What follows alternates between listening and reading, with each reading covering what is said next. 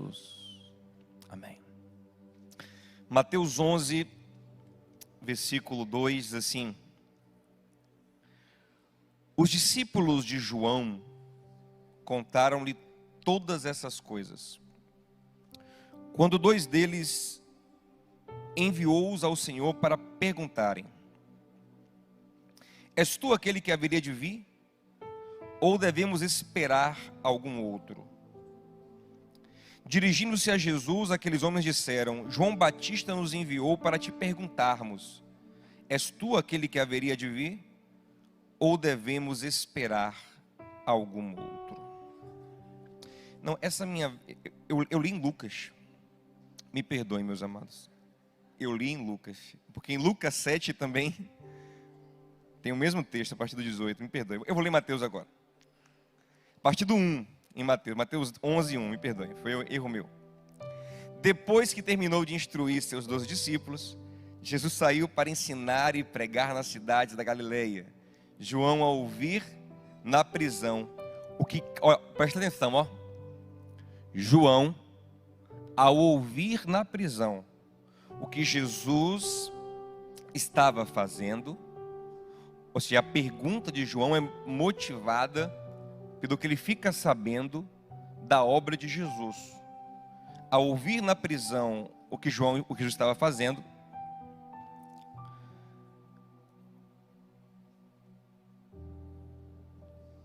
mandou por seus discípulos perguntar-lhe: és tu aquele que estava para vir? Ou havemos de esperar outro? E Jesus respondendo, disse-lhes: ide anunciai a João o que estáis ouvindo e vendo. Os cegos veem, os coxos andam, os leprosos são purificados, os surdos ouvem, os mortos são ressuscitados, e aos pobres está sendo pregado o evangelho. Presta atenção, versículo 6. E bem-aventurado é aquele que não achar em mim motivo de tropeço. Esse é um recado de Jesus para seu João Batista. Cuidado, John, para você não tropeçar, cara. É Jesus mandando um recado para João. Meus amados, eu já disse aqui algumas vezes que acredito que uma das expressões mais importantes que devem brotar da nossa boca como reflexo e fruto do que está impresso no nosso coração é a expressão eu sou, né? Em sequência, você afirma aquilo que você crê de todo o coração que você é. Quando nós não temos um eu sou bem estabelecido, nós costumamos não ter força de identidade. E quem não tem força de identidade é inseguro para a vida. Eu tenho uma pregação que eu falo só sobre isso. E o tema é o poder do eu sou. E eu quero te convidar a assistir essa pregação, porque ela vai te ajudar muito a entender como essa expressão eu sou tem que fluir da sua boca com força, com convicção, com sabedoria. E um dos textos que nós usamos para explicar essa questão do eu sou é a fala do apóstolo Paulo em 1 Coríntios capítulo 15. No versículo 9, Paulo fala assim, pois eu sou o menor dos apóstolos. Ele diz, eu sou o menor dos apóstolos. Eu sou apóstolo, o menor, mas sou apóstolo. Aí ele fala o seguinte, mas na verdade eu nem mereço ser apóstolo, porque eu persegui a igreja do Senhor. Ele fala assim, pela graça de Deus eu sou o que sou. E quando ele usa a expressão eu sou o que sou, isso é uma referência clara ao próprio nome de Yahvé. Lembre que Moisés perguntou ao Senhor qual era o nome dele para levar ao Egito. E a resposta do Senhor foi, eu sou o que sou. E Paulo está tendo a ousadia de usar essa expressão, eu sou o que sou, para se identificar. Ele fala, pela graça de Deus, eu sou o que sou. Pela graça de Deus, eu sou. Isso tem que ficar muito claro em nossa mente. Eu sou, mas sou pela graça de Deus. Eu não mereço ser. Persegui a igreja. Não mereço ser. Por mérito, não deveria ser. Mas por graça, eu aceito que eu sou. Por mérito, por mim mesmo, pelo que eu fiz, eu não deveria ser.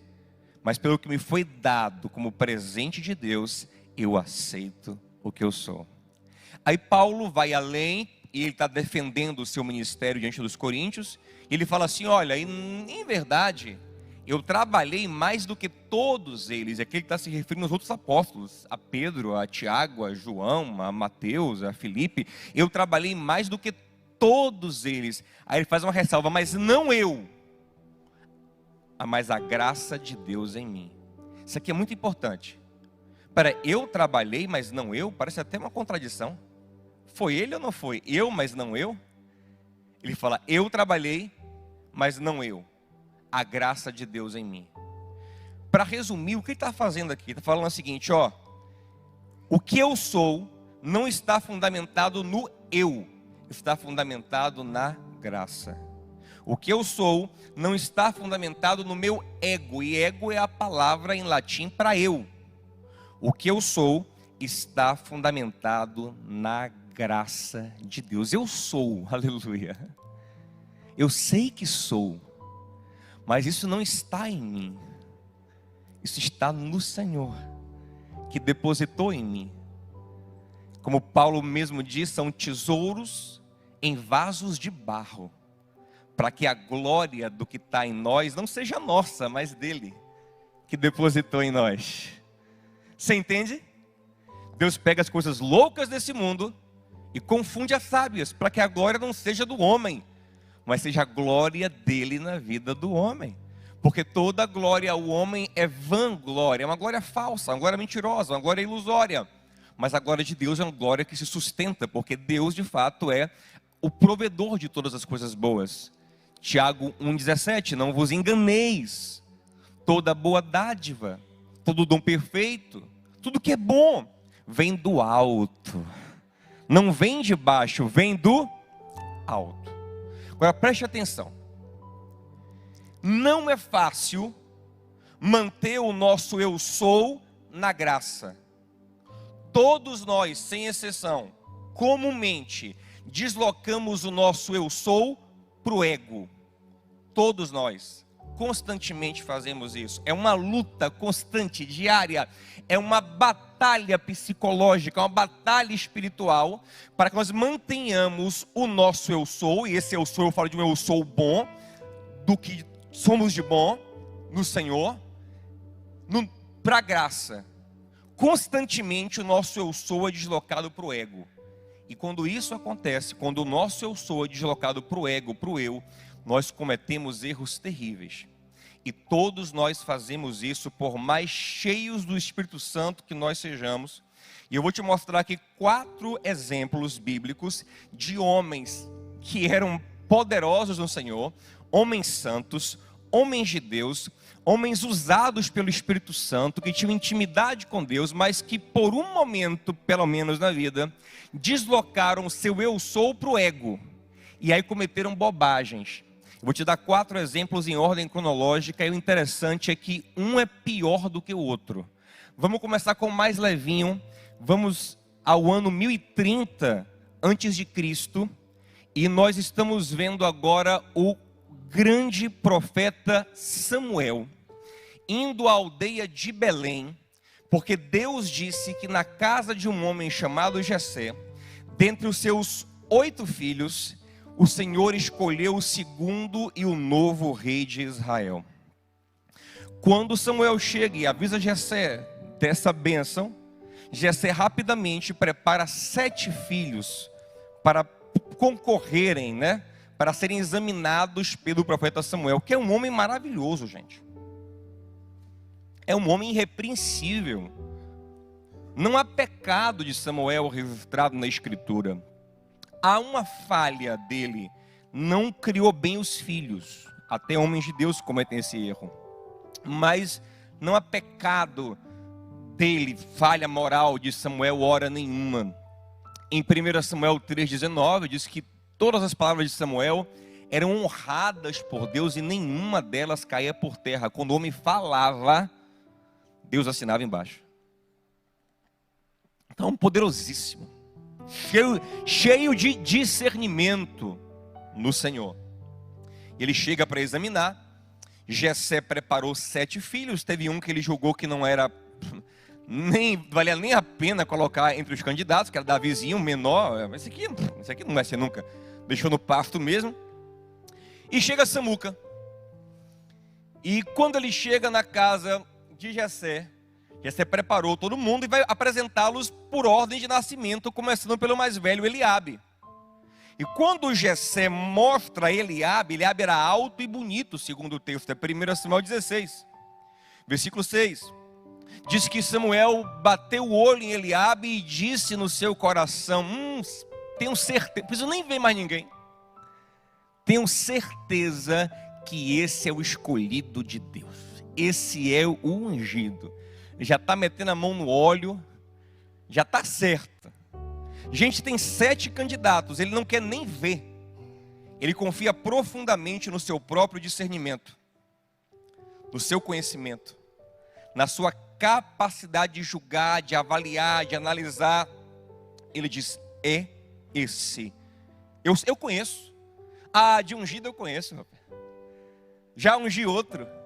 Eu sei como funciona. E ele vem com o padrão Saul na cabeça. Porque em 1 Samuel 9,12 diz que Saul era bonito e era o mais alto dos homens de Israel. Então Samuel já cria um padrão que vira um pré-conceito, que é um conceito mal formado. E um homem de Deus como Samuel chega para fazer uma coisa importantíssima, cheio de pré-conceito no coração. E ele está prestes a cometer um equívoco que iria arrasar a história de Israel. Nós simplesmente teríamos um cara abestalhado como rei, e não teríamos o rei Davi, porque Samuel estava confiando no próprio discernimento. Porque Samuel, ao invés de ouvir a voz de Deus, porque é do Senhor, é pela graça dele que Samuel tinha discernimento, e não em si mesmo. Mas por um momento ele julga que ele mesmo é capaz de dizer o que deve ser feito, de escolher, de avaliar as pessoas. E aqui, como eu falei, esse é o menor dos erros que vamos analisar aqui hoje talvez, mas é um erro de uma gravidade considerável. Isso acontece conosco muitas vezes, gente. A gente começa a achar que a gente sabe, a gente pegou a manha da vida. Aí você vai ter uma experiência. A gente não ora mais para decidir as coisas. A gente não consulta o Senhor. E sai tomando decisão, fazendo escolha, julgando as coisas. Porque a gente acha que a gente tem um olhar. Não, quando eu bato o olho eu sei logo. Pelo jeito de andar eu já sei. Isso aqui eu tenho experiência, meu filho. Eu não erro não. Eu não erro. Deixa aqui comigo. Eu decido, eu escolho. Samucão, gente, homem de Deus, mas totalmente equivocado. E ele ia errar se Deus não dissesse a ele: Samuel, você está equivocadão. Ô Samuca, você olha por fora, cara. Samuca, vem me consultar, porque só eu olho por dentro, Samuca. Samuca, você é uma bênção, mas você não é capaz de tomar essa decisão sem a minha direção. Samuca, você é inteligentão, mas sem a minha graça você faz besteira na vida.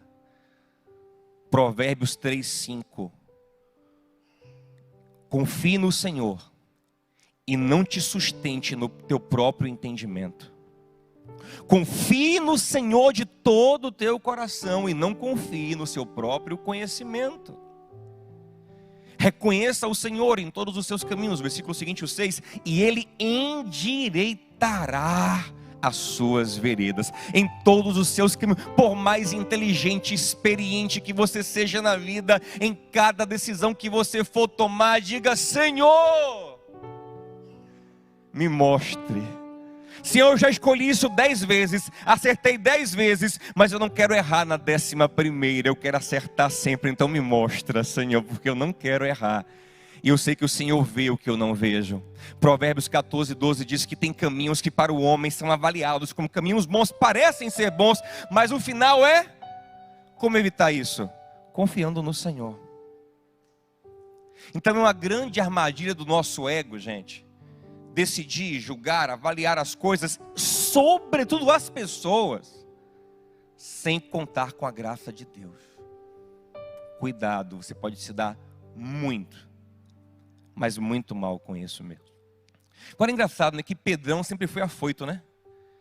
Foi aquele cara agoniado, afobado, que falava com pressa, que decidia muito rápido.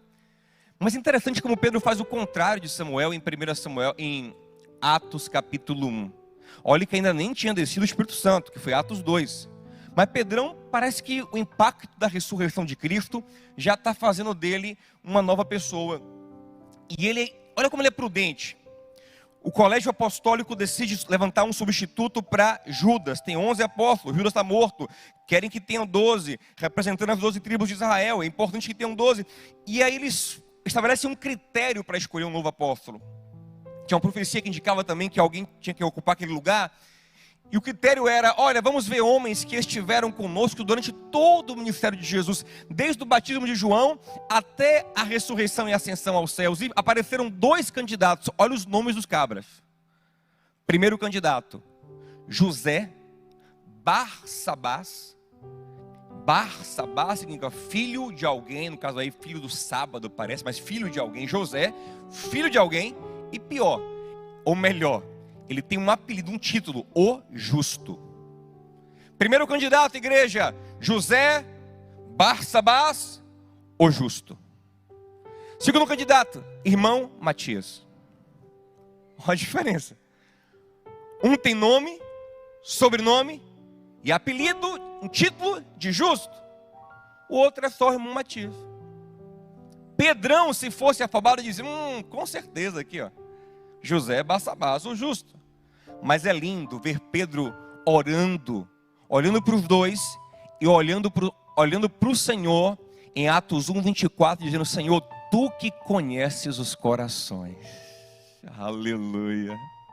Senhor, não vou deixar os meus preconceitos, os meus julgamentos rasos e supérfluos decidirem algo tão importante. Eu preciso da tua direção, e tem dimensões que eu não consigo sondar, que eu não consigo conhecer. O Senhor que sonda coração, nos mostre quem o Senhor escolheu. Ah, meu irmão, tem coisas que você não consegue saber se Deus não te revelar. Jesus disse a Pedro, não foi carne nem sangue que te contaram, porque tem coisa que o homem não sabe, a não ser se o Pai te revelar. Deus disse a Jeremias, Jerê, clama a mim, e eu vou te responder, e eu vou te contar coisas grandes que você não tem como saber, se eu não te contar. A primeira armadilha do nosso ego é achar que a gente pode decidir e tomar decisão com base em nosso conhecimento, em nossa avaliação, em nossa perícia, e aí a gente faz um monte de bobagem, porque a gente confia no nosso senso crítico, no nosso discernimento, quando na verdade nós precisamos demais do discernimento do Senhor.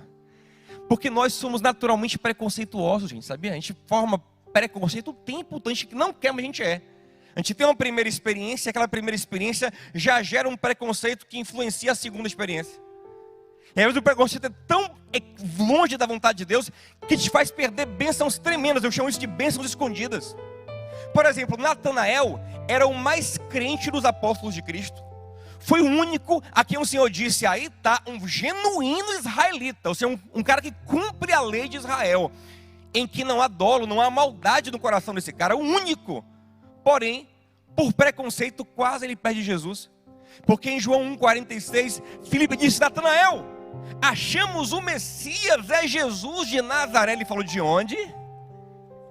De onde? É Jesus de Feira de Santana. De onde? De Feira? Não, isso é pirata, filho. Isso é Feiraguai. Não tem nada de bom, vem de Feira. Ó, brincadeira, viu, gente? Os feirenses aí, brincadeira, viu? nada de bom vem de Nazaré. Pode alguma coisa? Esse é homem de Deus, gente, o cara bom. É o cara mais santo dos apóstolos, dos futuros apóstolos, dos discípulos. Mas por seu preconceito, ele quase perde Jesus. Vou lhe falar uma coisa. Você tem um monte de conceito equivocado que podem te fazer perder grandes bênçãos na sua vida. Deixa Deus te guiar, deixa Deus te guiar, deixa Deus direcionar as decisões da sua vida. Não fundamente as suas decisões no seu ego, no seu eu. Deixa a graça de Deus te revelar o que você não sabe.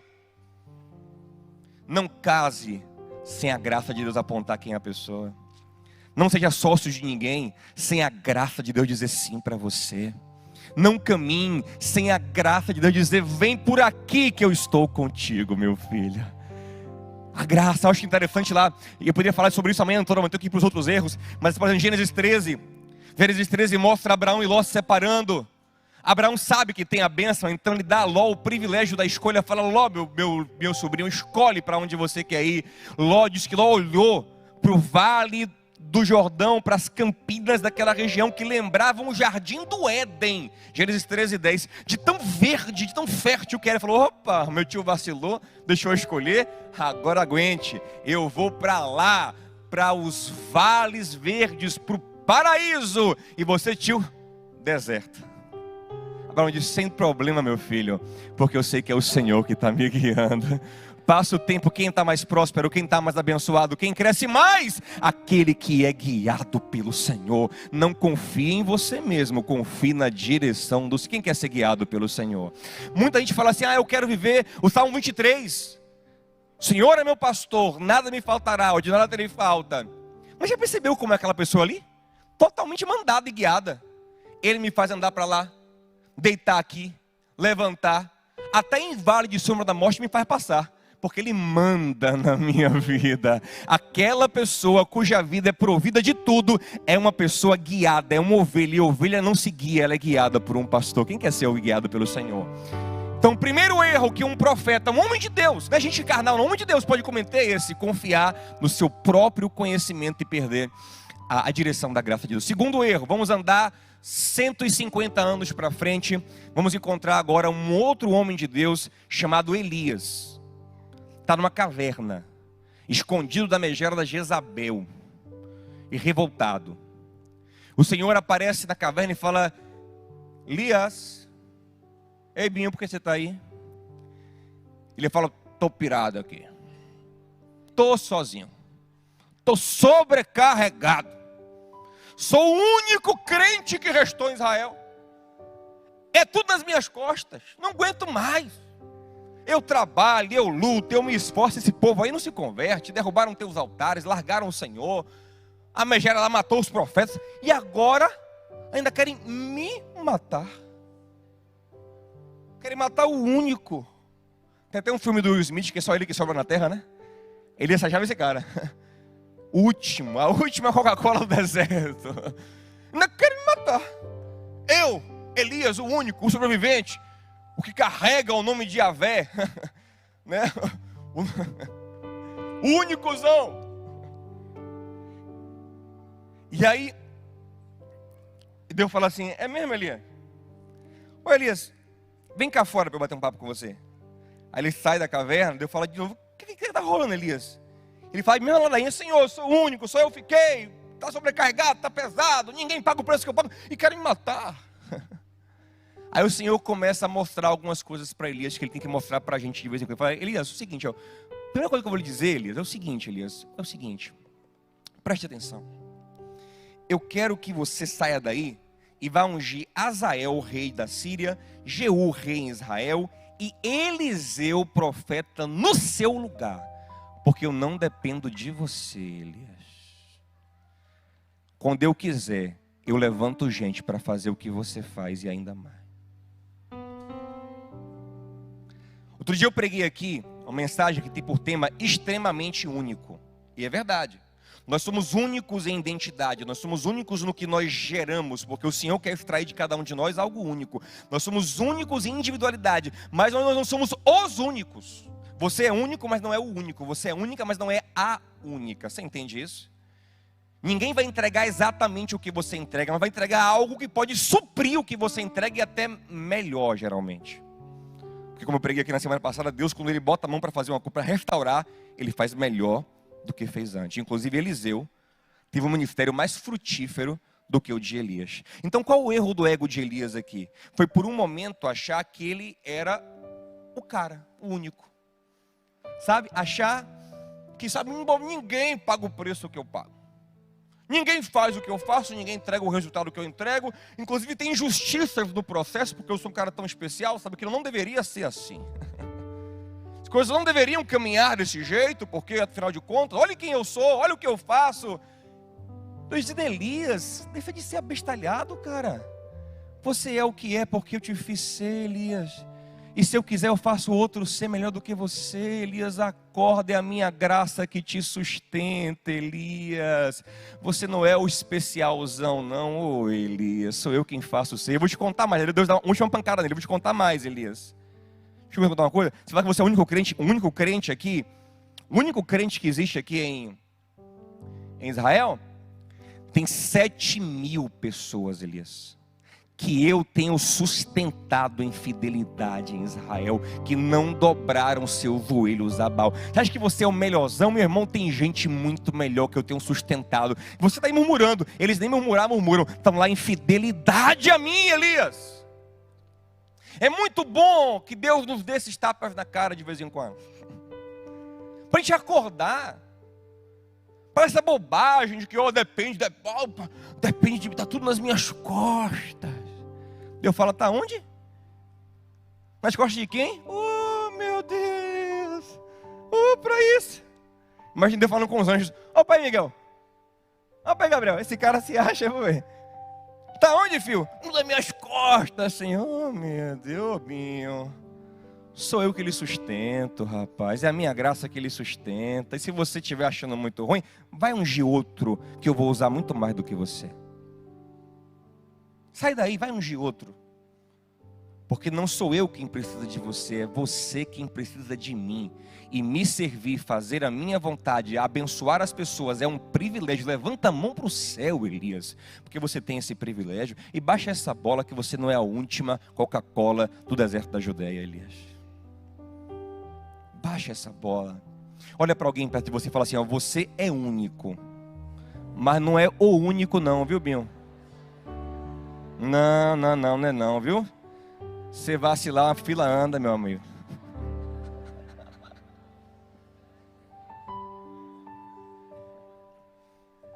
Ah, meu amigo. Como a gente se acha às vezes. E como a nossa soberba precede a nossa queda. Como a gente se apaixona por a gente mesmo, né? E começa a achar que somos insubstituíveis. A gente começa a achar que o nosso jeito, o nosso método, sabe? Encontrei o segredo. E a vida logo logo mostra que tudo passa. Nós passamos. E Deus e a obra do Senhor continua, a vontade do Senhor continua, o reino, a vida das pessoas continua. Deixa eu contar uma coisa que ninguém lhe contou. Se você morrer hoje, alguns irão chorar.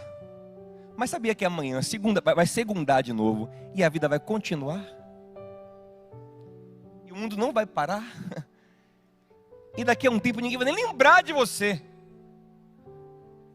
Vão falar de você por um tempo, daqui a pouco vão esquecer de você. Quem aqui fica pensando no seu bisavô? Quase ninguém. A maioria não sabe nem o nome dele. Alguns não têm ideia do nome do tataravô. Já ficou para trás, ninguém nem fala, ninguém nem lembra. O mundo caminhou. Porque na verdade quem fica para sempre é Ele. Dele, por Ele, para Ele são todas as coisas, irmãos. Vamos ter essa consciência. Baixa a bola. Deixa eu mostrar uma última coisa de Elias aqui. Eu nem ia falar isso aqui, mas isso aqui é legal. Tem um tempinho. Deixa eu falar isso aqui. Isso aqui é legal, ó. Outro tapinha que Deus deu em Elias. Elias é muito apaixonado pelo jeitão dele, pelo método dele. Sabe por que eu digo isso? Porque ele sabe que tem outros profetas em Israel, mas ele os despreza.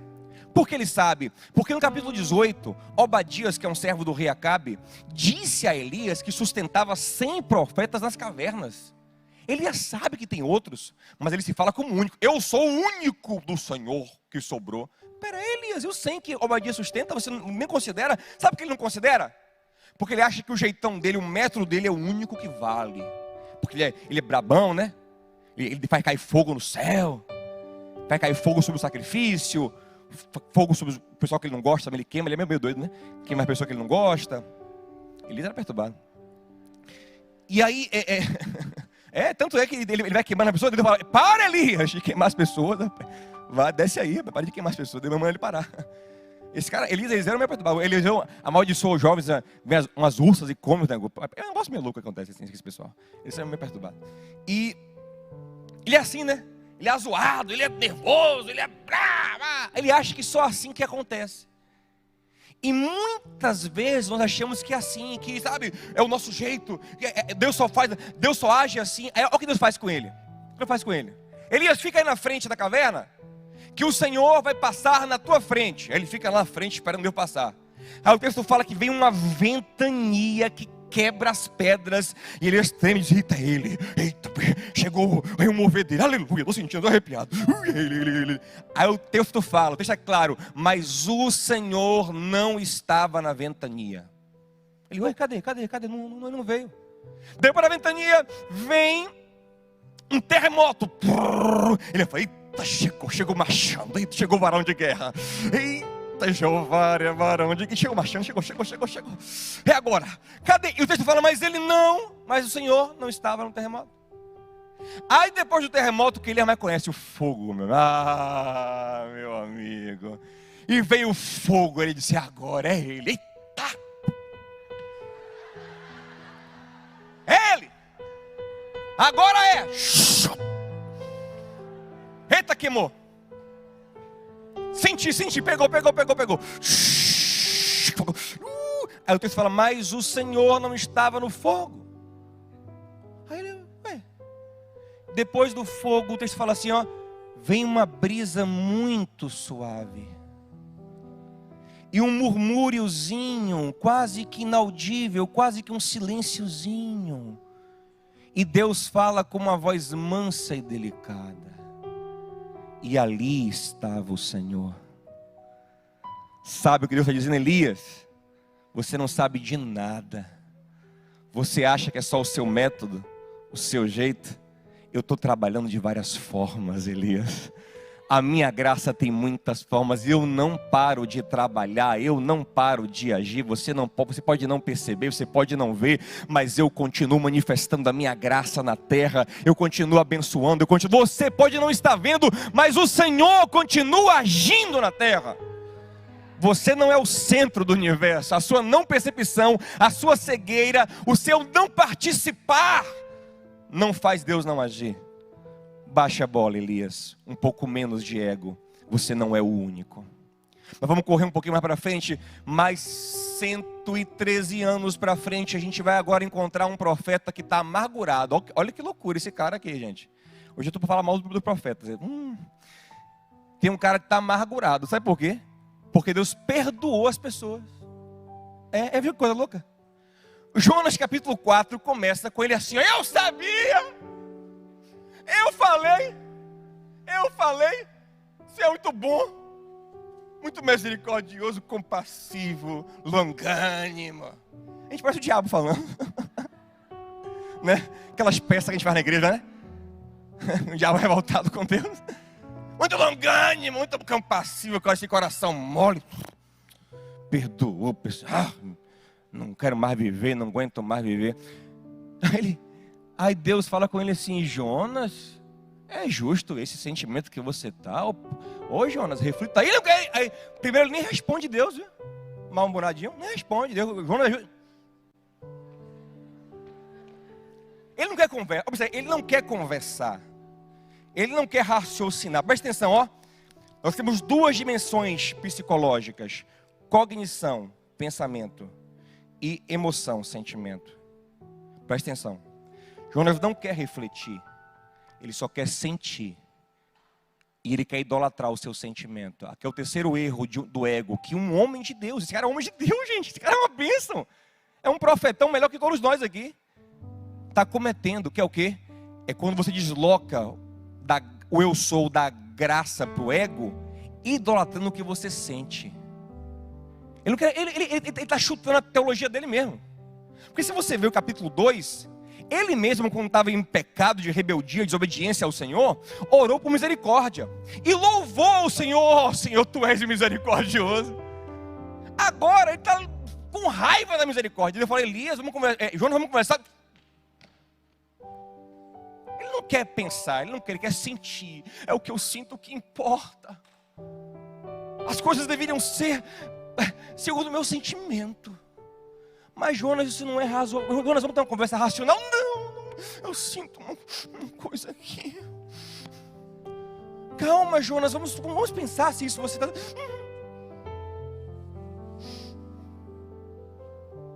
A gente fala que ele sentou no lugar assim, ainda na esperança de ver a cidade pegar. O bicho quer ver o morticínio, gente. Ele quer ver a massacre na cidade, 120 mil pessoas, ele quer ver todo mundo morrendo, na esperança assim, ó.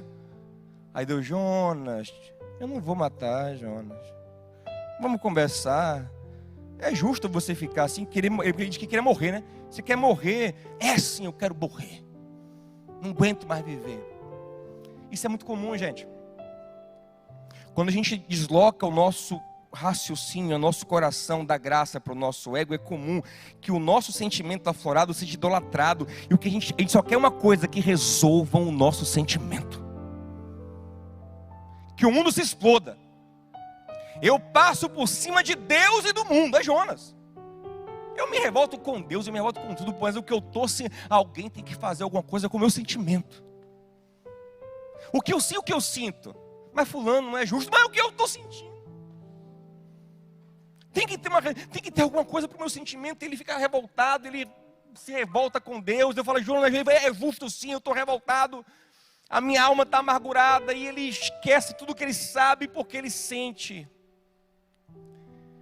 Aí Deus começa a trabalhar no coração de Jonas.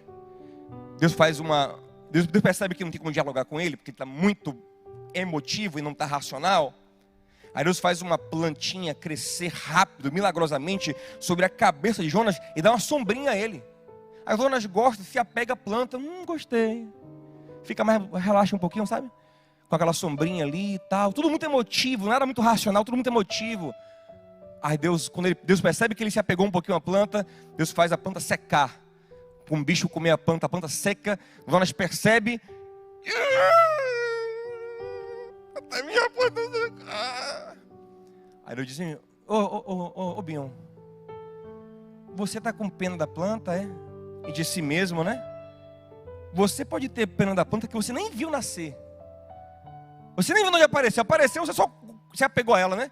Agora, eu não posso ter misericórdia de 120 mil pessoas que eu criei, ignorantes, que não sabem discernir nada da vida, e de animais que moram na cidade. Eu não posso me compadecer das pessoas que eu acompanhei a vida toda. E você pode se compadecer e sentir por causa de uma plantinha. Jonas, você está idolatrando o seu sentimento, Jonas. Jonas, não é o mundo e eu quem temos que nos adaptar ao seu sentimento, mas é o seu sentimento que tem que se converter à minha vontade, Jonas, e à realidade. Ouça isso, meu irmão. Cuidado para não idolatrar o seu sentimento, para não achar que o que você sente é o que mais importa no mundo. Mas eu me sinto assim, mas fulano não é razoável, não é a vontade de Deus. Não, mas eu sinto, meu irmão, quem tem que se converter é você, é o seu sentimento, o seu coração ao Senhor, e não o Senhor ao seu coração. É como Davi diz no Salmo 42, ele está triste, ele acha que não é justo a sua filha, ele fala: por que te abates, ó minha alma? Para com isso, coração, espere em Deus. Ele trabalha para o sentimento dele mudar e se converter ao Senhor. Como é que o sentimento muda? Com raciocínio. Romanos 12:2, não vos conformeis, mas transformai-vos pela renovação da vossa mente, para poder experimentar a boa, agradável e perfeita vontade de Deus. Você tem que pensar da maneira certa, para sentir da maneira certa. Mas quando a gente idolatra o sentimento, a gente nem pensar quer, a gente só quer sentir. Eu só quero que você me aqueça nesse inverno. O resto, para o inferno. Eu quero meu sentimento satisfeito. Essa carência que eu sinto, essa dor que eu sinto, essa mágoa que eu sinto. Mas fulano, Mas fulano você tem que perdoar. Fulano você tem que... A gente não quer saber. Esse aqui é um homem de Deus, que por um momento está idolatrando o seu próprio sentimento, porque o ego assumiu o lugar da graça. Mas é engraçado que esse mesmo cara, quando se rebelou contra o Senhor, estava na barriga de um peixe. Senhor, tem misericórdia. Ó Pai, me dá mais uma chance. Mas ele não quer ser racional e perceber que Nínive precisa de chance como ele precisava. Por quê? Porque o sentimento dele controla todas as coisas. E ouça isso, meu irmão. O seu sentimento não manda no mundo. Você pode se sentir péssimo, se sentir carente, se sentir ofendido, traído. Isso não muda a realidade. É o seu sentimento que tem que se converter à vontade de Deus e não o contrário. Amém? E para encerrar, vamos por último. E o que eu considero mais grave em potencial, mais grave da maneira que ele é tipificado. Não talvez na intencionalidade. Acho que o de Jonas é o mais feio de todos. Esse cara que se revolta com tudo que crê, tudo porque está magoado com Deus, talvez é o mais feio. Mas esse aqui é o mais perigoso. Vamos andar agora na história há cerca de 800 anos já. E nós estamos com Jesus Cristo na terra já. Está lá ensinando, pregando, curando, fazendo maravilhas. Aí chegam 2 rapazes, enviados por João Batista. E falam: Jesus, nós viemos com um recado de João teu primo. O que João falou? Ele mandou perguntar aí se o Senhor é o Messias mesmo. Ou temos que esperar outra pessoa chegar? Porque não está parecendo que o Senhor é o Messias mesmo, né? É o Senhor mesmo? Ou temos que esperar outro? Nossa, que esquisito. Esse João foi o mesmo João que recebeu Jesus no Jordão, viu o Espírito descer sobre ele, ouviu a voz dizer: esse é meu filho amado. E é o mesmo João que apontou para Jesus e disse: esse é o Cordeiro de Deus. E mandou as pessoas seguirem Jesus. E disse: importa que eu diminua e que ele cresça. E agora de repente João está questionando se Jesus é o Messias ou não. Sabe o que isso parece? Parece que João, assim como boa parte de Israel, até os discípulos de Jesus, tinha uma expectativa messiânica equivocada. Ele esperava que o reino de Deus se manifestasse já como um reino politicamente libertador. Que Jesus como Messias enfrentasse o Roma, enfrentasse os corruptos de Israel e estabelecesse a casa de Davi de novo, um reino de justiça sobre a terra. E quando ele vê que passa o tempo e está preso por Herodes, uma injustiça tremenda, ele se vê injustiçado na cadeia de Herodes e fala: peraí, não é possível que esse cara é o Messias. Aí o texto fala assim, ó, ele fica sabendo o que Jesus faz. O que ele está fazendo? Ele está pregando lá, ele está curando as pessoas. Fala: mas é só isso que o Messias faz? Cadê? Que horas ele vai invadir aqui a cadeia? Manda ele dizer que horas é para me preparar aqui para eu sair, para quebrar, quebrar tudo aqui. Que hora a gente vai dar o virote aqui nesse negócio? Eu vou ficar aqui mesmo? Gente, sabe por que isso é o mais perigoso de todos? Esse deslocamento de ego de todos? Porque aqui é algo que compromete tudo. Isso aqui é quando a gente começa a pensar o seguinte: olha, se Jesus não cumpre a minha expectativa, será que não existe uma outra forma de ver Jesus? Será que não há um outro evangelho? Será que não há uma outra construção? E a gente começa a preparar a nossa mente para se afastar do verdadeiro Jesus Cristo, do verdadeiro evangelho, do verdadeiro Deus. Porque a nossa expectativa não está sendo atendida. Ainda que o reino de Deus caminhe, a nossa expectativa não é atendida. E a gente começa a preparar um caminho de tropeço terrível. E por isso que Jesus falou: olha, diga a João que os cegos estão enxergando, os surdos estão ouvindo, paralíticos estão levantando, leprosos sendo purificados, mortos ressuscitando. Aos pobres é anunciado o reino de Deus. E bem-aventurado é aquele que não tropeça em mim. Ele está tropeçando, está indo para um caminho perigoso. E mais, vai gravar vocês juntos. Porque ao mesmo tempo que João preparou o caminho do Cristo, esse discurso dele é a preparação do caminho do anticristo. É o questionamento de Jesus como Senhor, Messias e Salvador, e a abertura para que um outro que cumpre a minha expectativa venha. Isso é o anticristo. Isso aqui é a mãe das heresias. Peraí, esse pastor não prega, peraí, isso aí, não, isso não pode ser a verdade não, porque isso não supre a minha expectativa. É o que Paulo fala em 2 Timóteo 4:3, nos últimos dias, muitos procurarão mestres segundo a sua própria conveniência. Peraí, quem é que ensina e que prega o que me satisfaz, o que eu quero viver, o que eu espero? Mas a verdade é essa, não importa o que dizem, importa o que funciona na minha vida, eu quero o que funciona. Não, meu irmão, o que funciona ali é um culto ali que tem um despacho gospel. Funciona? Então eu quero. Mas está errado, irmão, heresia, idolatria, um negócio. Não, eu quero saber de heresia. Isso aí é para coisa de gente besteirada. Eu quero que funcione. Mas como é que é? É o despacho santo? Eu vou fazer. É para fazer o quê? Como é que é? Onde é que funciona, que resolve? Como é que é? Aí eu começo a construir o meu Cristo, a minha doutrina, o meu caminho, porque eu quero que a minha expectativa seja suprida. Isso é perigosíssimo. E o ego de João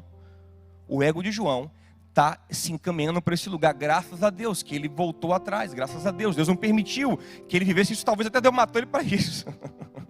Morre logo, João, que você está viajando, cara. Vem logo para cá para você não viajar na maionese. Mas é para aí que João está caminhando, gente, um homem de Deus. Agora eu penso, se João Batista, que foi cheio do Espírito Santo desde o ventre, comete esse equívoco, quanto mais eu e você. A gente começa a querer formular um Deus, um evangelho, segundo a nossa própria conveniência. Nós que determinamos o que é pecado, o que não é pecado, o que é certo, o que é errado, onde podemos ir, onde não podemos. A gente vai construindo o nosso Deus. A gente customiza o Senhor. A gente customiza o Evangelho. Isso aqui eu gosto, isso aqui eu quero, isso aqui eu não aceito, isso aqui não cai bem em mim não, sabe? Mas filho, é verdade, é a palavra, é o caminho, a verdade, é a vida. Mas para mim não funciona. Sabe? A gente começa a customizar, a gente começa a querer. Quando percebemos, temos um outro Cristo. Porque é isso que João está falando. O Senhor vai fazer ou esperamos outro? O Senhor vai atender a minha expectativa ou eu sigo outro caminho? Ou eu faço outra coisa? Tem gente que vive pulando de igreja em igreja, de doutrina em doutrina, de religião em religião, de coisa em coisa, de live em live, de culto em culto, a fim de alguém que finalmente resolva o seu problema, quando na verdade a grande resolução do nosso problema é nos converter de coração à verdade do Senhor. É nos rendermos. É aceitarmos o genuíno evangelho. Eu disse, João, você está equivocadão, meu filho. O reino de Deus já começou. E ele começou assim, curando enfermos. Ele começou assim, anunciando aos oprimidos uma esperança que eles não tinham. Esse é o reino de Deus. Você não conhecia o reino de Deus. Então, meu irmão, foi lhe falar uma coisa, o reino de Deus já existe, já está operando. Deus já está agindo, se não está funcionando na sua vida, é porque você que está deslocado da realidade da vontade de Deus, e não Deus da realidade, sabe? O problema não está com Deus, está com você. O evangelho é o mesmo, não vai mudar, Jesus Cristo é o mesmo, não vai mudar, Deus é o mesmo, não vai mudar, e graças a Deus por isso, porque se ele mudasse era um problema, a gente não sabia em quem confiar, não, ele é o mesmo, a gente pode confiar nele. Somos nós que temos que aceitar e confiar e crer no caminho que é Jesus Cristo. Crer na palavra dele. E eu quero fazer uma recapitulação aqui. É muito curioso como a gente tem coragem de confiar, como Samuel, em nossa percepção. A gente muda de percepção toda hora. Confiar como Elias, que só eu sei. Oh, meu Deus. Sexta-feira eu tomei um tapinha na cara do Senhor, que eu achei lindo. Me convidaram para fazer um estudo bíblico com jovens universitários. Sexta-feira, 21h30, eu falei, já conheço esse negócio. Sexta-feira, 21h30, jovem, fosse para poder pular, rodopiada tinha, mas para poder estudar Bíblia, vai ter ninguém.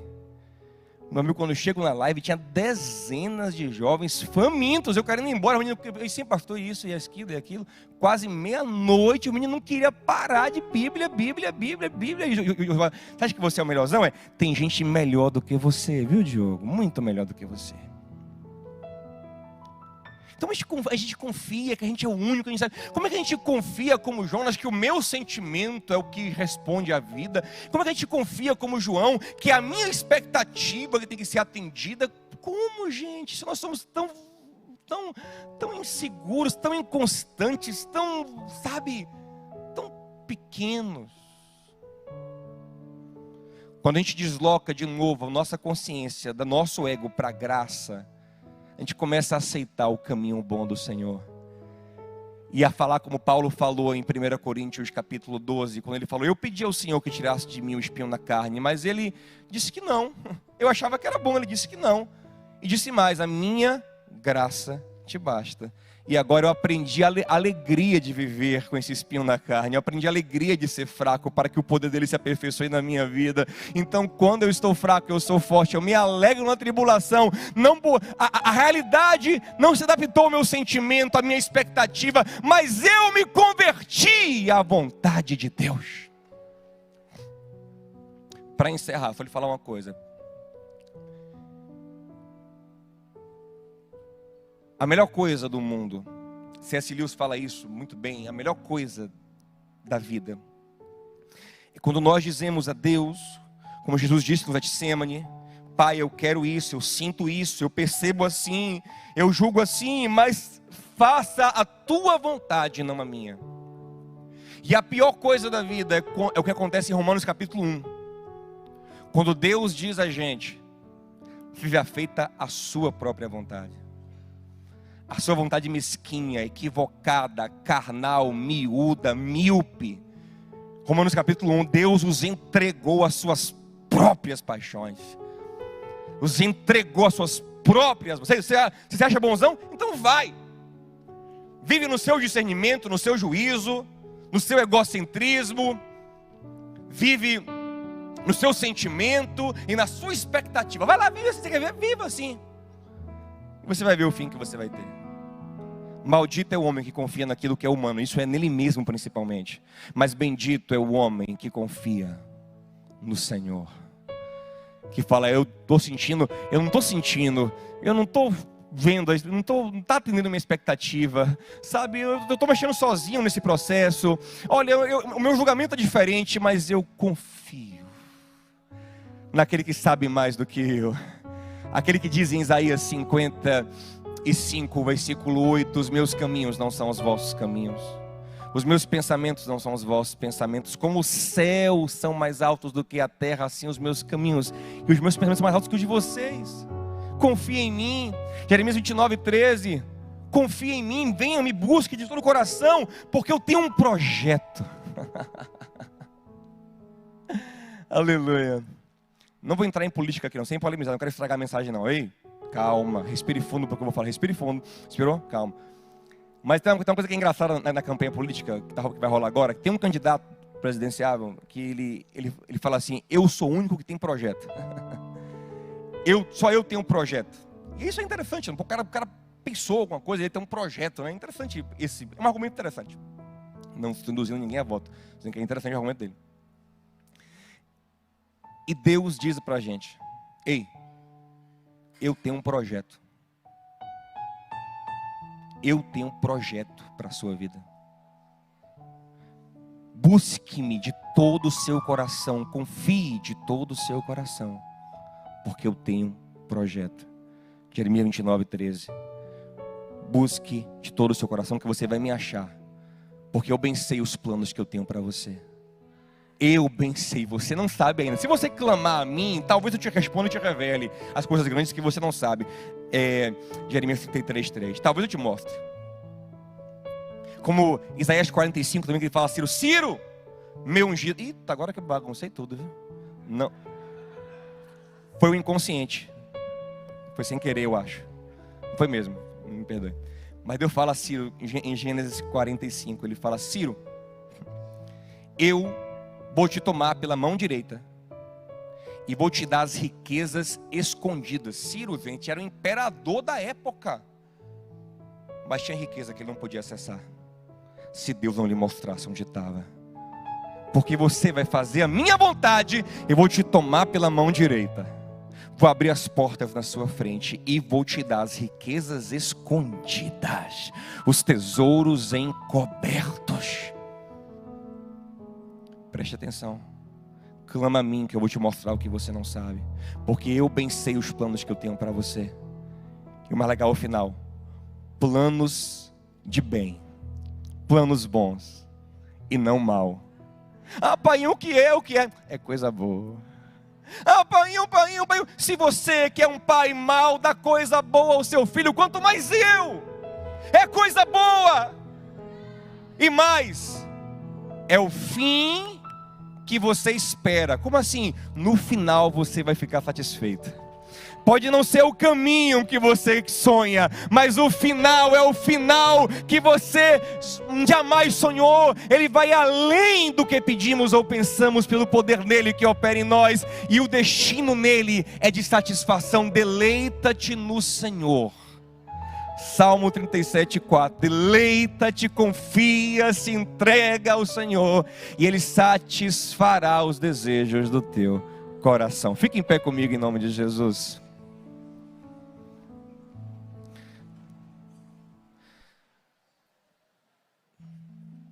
Ei, eu sou pela graça. Autoconfiança com muita humildade. Juntas, autoconfiança, mas dependência da graça. Não sei nem se a palavra autoconfiança é a melhor, mas também existe, né? É uma confiança no alto que gera uma confiança no que está em mim, não em mim. Uma confiança no que está em mim. Essa é a melhor expressão. Uma confiança no que está em mim. Mas tem que ficar muito atento. Presta atenção, gente. Você pode ouvir aqui: ah, não, pastor, essas coisas aí não rolam comigo. Gente, eu mostrei homens muito melhores do que a gente. Eu não falei aqui de Balaão. Eu não falei aqui de Judas. Eu não falei aqui de Saul desviado. Eu não falei aqui desses caras.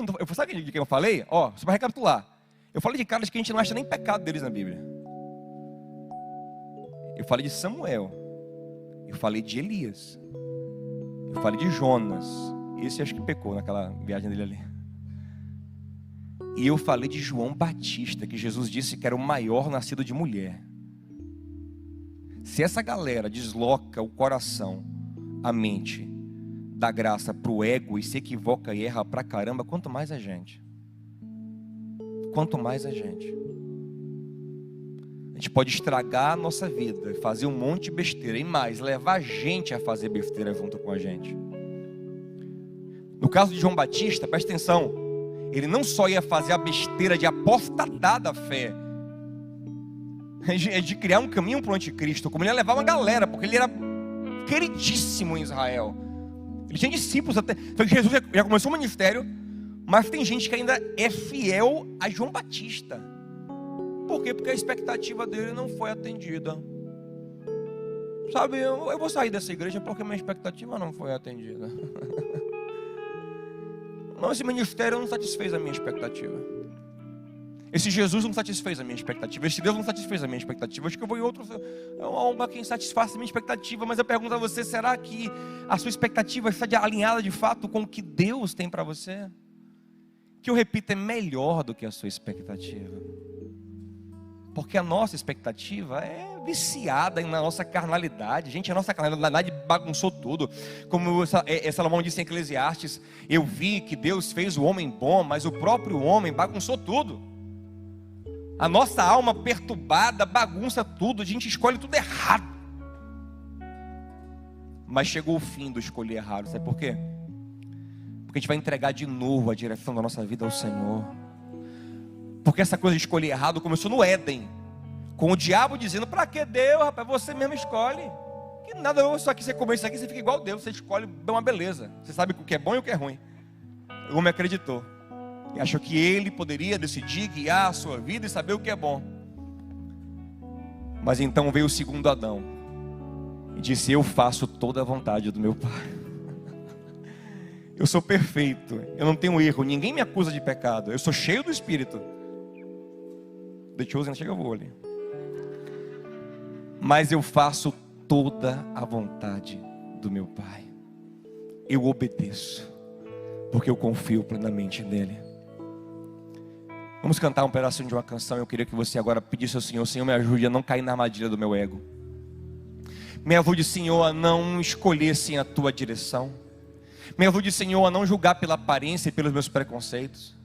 Me ajude, Senhor, a não achar que eu sou o único e o melhor e insubstituível. Senhor, me ajude a não idolatrar o que eu sinto e passar por cima do que é a tua vontade. Senhor, me ajude a não querer construir um outro Deus, um outro evangelho, um falso Cristo, porque as minhas expectativas não estão sendo supridas. Transforma a minha mente, Senhor. Me ajuda. Eu quero converter o meu coração